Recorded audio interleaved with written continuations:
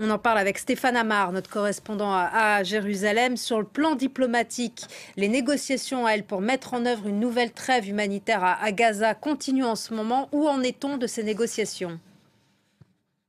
Bien, la balle est dans le camp du Hamas. Le Hamas qui est actuellement au Caire.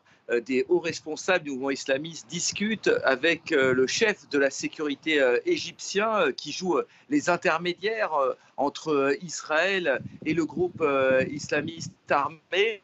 Ils doivent, ces responsables du Hamas, accepter ou non les conditions proposées par Israël, même si on ne connaît pas le détail de l'accord, en la libération au goutte à goutte des otages israéliens. On parle d'un otage contre 100 prisonniers palestiniens chaque jour, libérés au cours d'une trêve qui pourrait durer jusqu'à 35 jours, une trêve renouvelable. Je vous rappelle qu'il y a 136 Israéliens qui sont détenus à Gaza, mais seulement une centaine seraient vivants selon Israël. Le Hamas d'abord a dit qu'il avait accepté ces conditions, ensuite non. Le Qatar avait expliqué que l'accord était proche, et puis le Hamas a démenti.